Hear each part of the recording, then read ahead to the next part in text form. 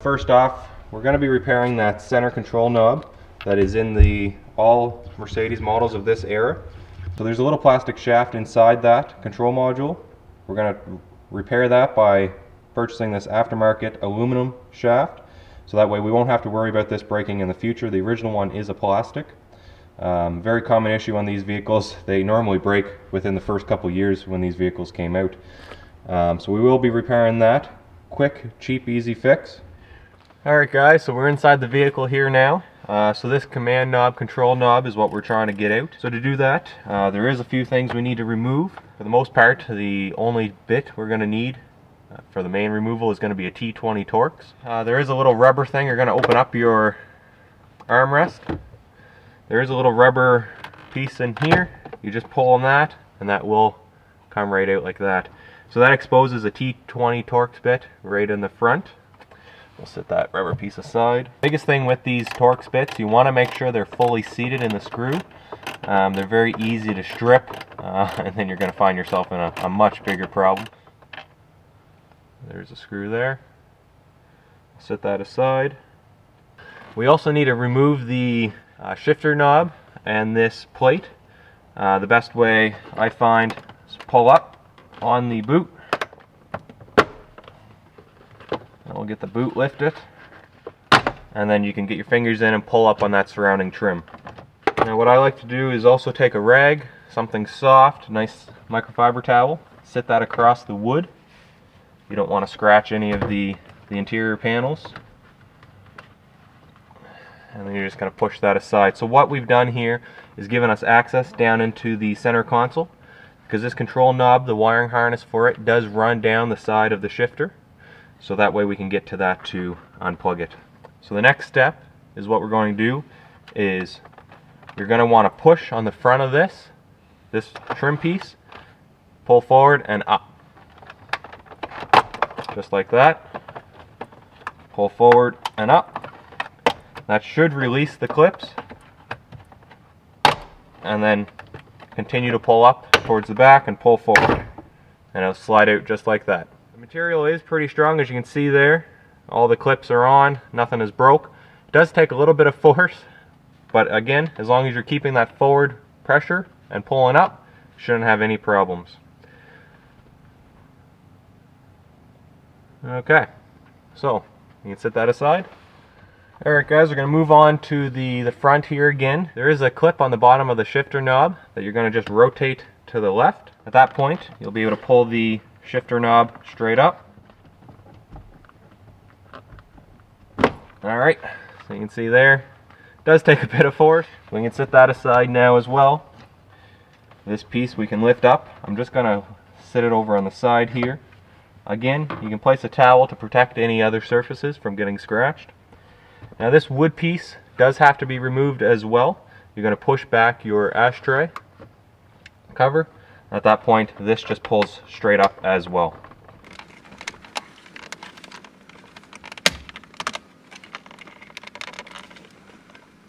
Now you do want to be careful not to put too much stress in one spot of this. This is wood, so you don't want to crack the finish on the top.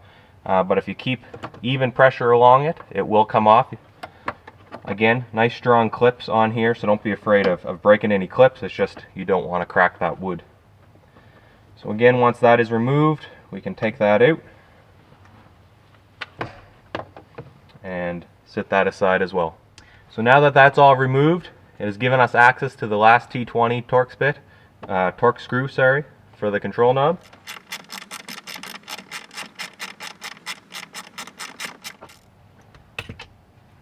And there it is there.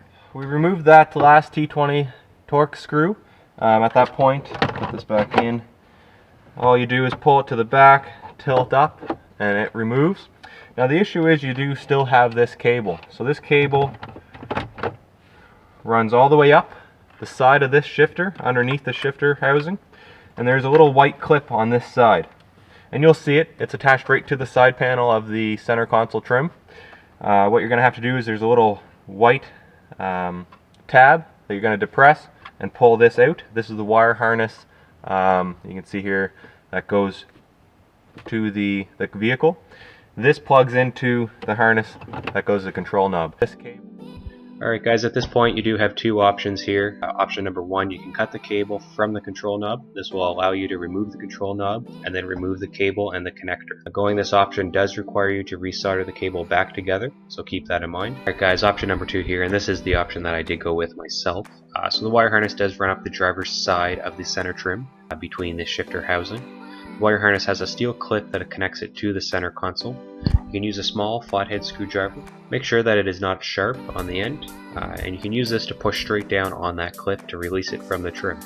At this point, you'll now be able to pull the control knob and wire harness out in one piece, requiring no soldering. Alright guys, just a quick heads up here before the next video clip comes up. I just want to kind of explain what's going on. I did do it slightly different. I did remove the rear ashtray in the back seat on the center trim and remove two 10mm nuts that are hidden underneath. This allowed me to raise the back of the center trim up, move the control knob harness out to the side, and gave me the ability to push it straight down, which released the clip as well. So you do have a couple options here guys. I just want to explain. I did do it slightly different in the next clip, just so you guys weren't confused. But by all means, if you use the screwdriver method and find that clip, it does work as well.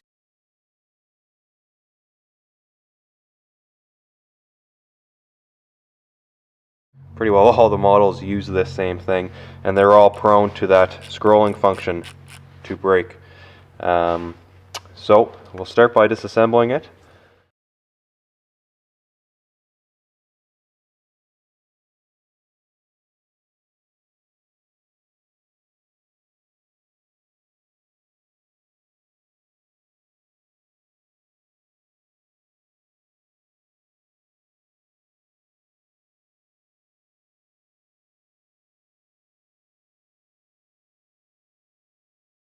So you're going to put the flathead screwdriver right below this, apply some force,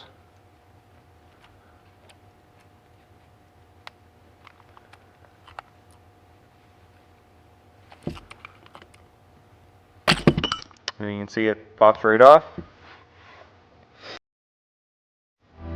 and go around, pry that up just like that. You can spin it around. There's these little divots you can see there, perfect spot to get the pick under, and pry up.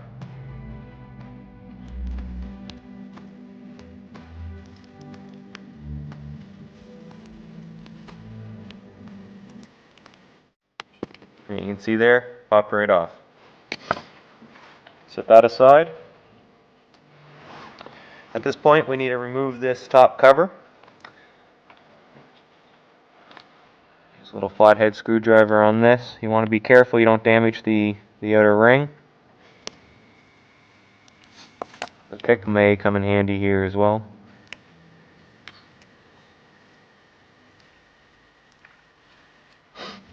So you can see that is prying up there. And it seems to be just stuck on with some double-sided tape. So now by doing this, this is giving us access to the torque screw, that is located on the top of this. So we're going to use the T8 Torx bit to remove this center screw. I'm going to set that aside. Now this whole center knob can come right off. We'll also set that aside. So now that we have that removed, we can flip this over and remove the 10 screws that are on the bottom. Now I have heard some people mention that the 4 screws in the corners are missing. Obviously somebody would have been in there before you if that's the case. I do recommend putting in new screws if there are any missing. But as long as the unit's tight, shouldn't cause really any problems.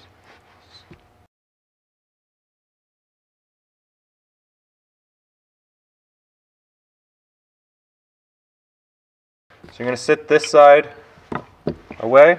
This is the side we're going to deal with. Alright, so now that we have that split, what we're going to do is slide this top piece off. Set that aside. Then pull this second piece off, set that aside. The that we're trying to replace is actually inside of this section here. You can see it rotates. So now we need to remove these 4 little posts. So they got little rocker arms I do apologize, it's hard to see, but they do have little rocker arms, and they are the switches that we're looking at. So we want to remove those. They're very easy, a small little flathead screwdriver, and then they're just sitting in little pivot arms. So you want to just get the screwdriver in there, and a small twist.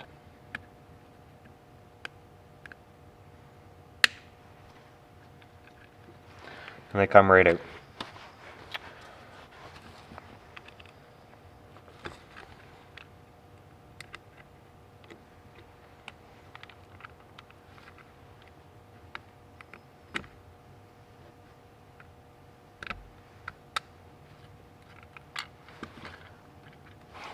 And below these rocker arms are just little plungers, but they just pull right out just like that.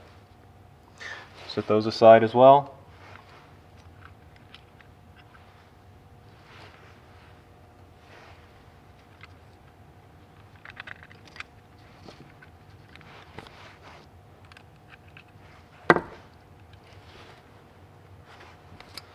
And once they're out, we need to remove these 4 plungers.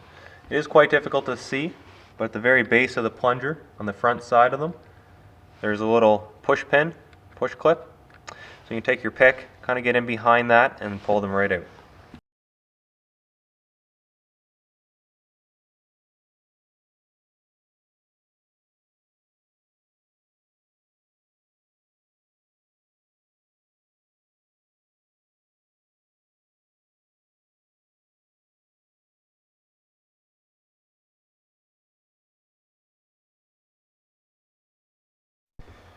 Now that we have those 4 things removed, we're able to slide out this motherboard.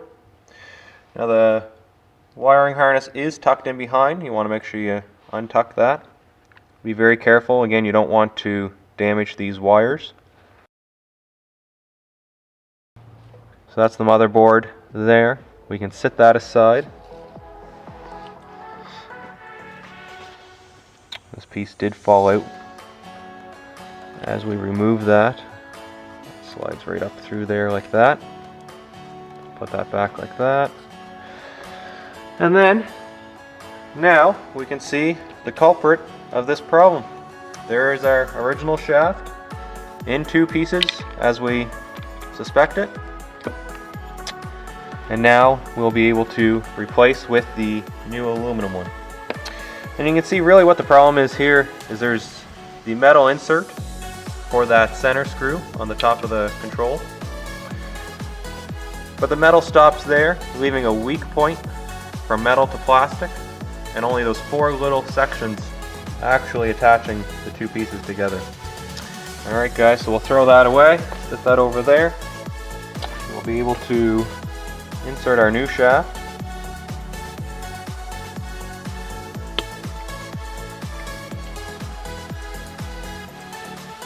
Just like that. With the new shaft in, we'll be able to put in the motherboard. You're going to want to line this up so the shaft goes up through, just like so, and place that down. You also want to make sure you feed through the wire harness, like that. And we'll insert these clips. So these will just push over and down and click.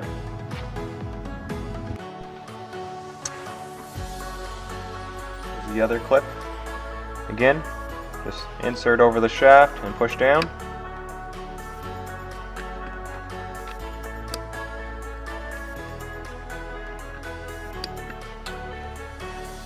Then we can insert these springs, the plungers.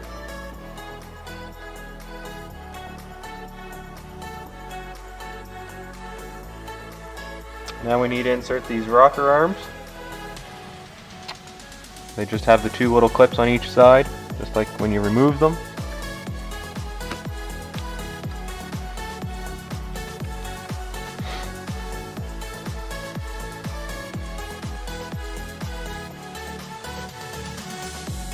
Same procedure, get them back in. Again, slight angle, get one side in, use your pick tool to pull this side apart, and then just push it down until it clicks. Just like that. Alright guys, that's all four. Place this down, little yellow piece. Next will be this. So the two little divots line up with the two divots in the rubber piece. Slide that down. And then you can see here, that's how they go. So slide that down as well. Now we're ready to slide this top cover over.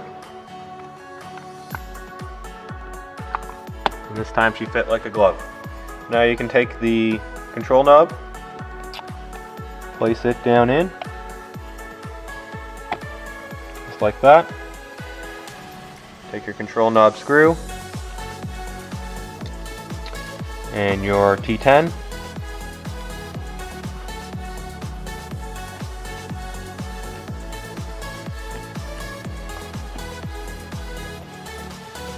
And there's not much torque on that, so don't over tighten it. You don't want to strip the threads. It is just aluminum. At this point, we can secure the housing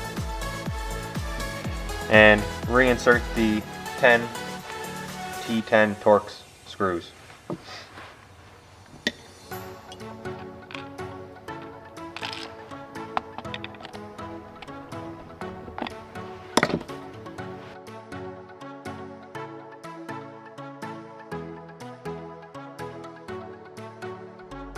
Alright, now that they're all tightened up, we can reinstall these pieces.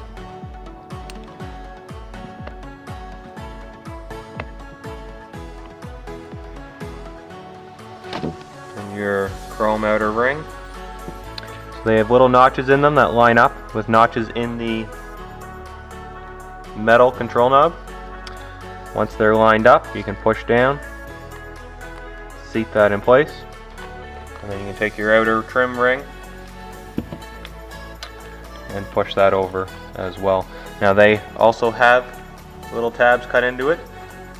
One there, as well as over there. So you're going to line that up with those same tabs that are located along the control knob.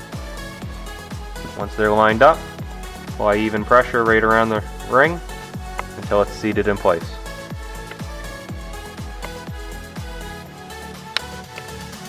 Like that. Now it's time to reinstall this into the vehicle and test out your hard work.